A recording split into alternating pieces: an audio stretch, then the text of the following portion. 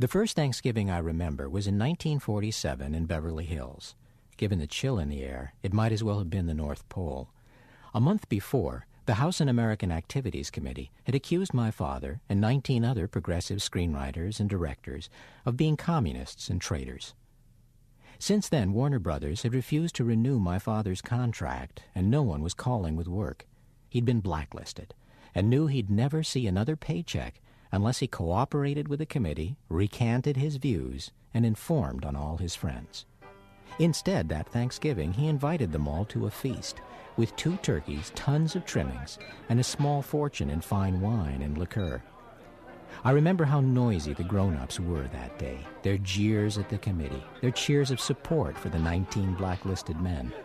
And through it all, my father, lifting everyone's spirits, sweeping up the ladies in a tango, and at dessert gracefully jiggling a chocolate pudding on his palm, a display that not only confirmed his reputation for irreverence, but concealed the fatigue and chest pain that had been troubling him for weeks. It was quite a performance, for all of them. For beneath the hilarity lay silence and fear. 19 of them had already lost their livings for having the wrong political ideas. Who would be next? And how well would any of them hold up to the hard realities of being jobless in Hollywood, or the soft persuasions of the committee that all you had to do to clear your name was call someone else a Red? When you think of it, it was a classic American Thanksgiving, a gathering in a wilderness with a common determination to ride out the winter together. Are you a member of the Communist Party?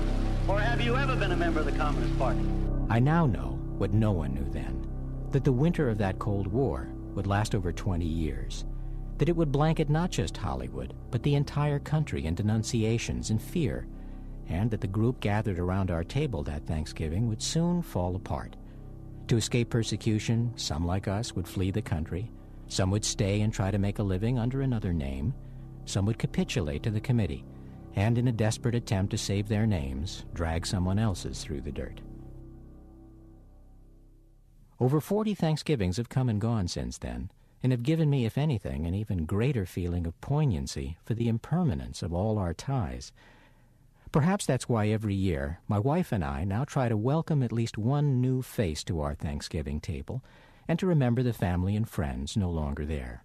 It's also why this Thanksgiving, the first my young son may remember, I plan to raise a special toast to my father, who, though he died blacklisted and with next to nothing in the bank, left me something that appreciates in value every year, the example of his unfailing good humor, his refusal to sell out his principles or his friends, and for a so-called un-American, that most American virtue, the courage, if conscience demanded, to stand alone.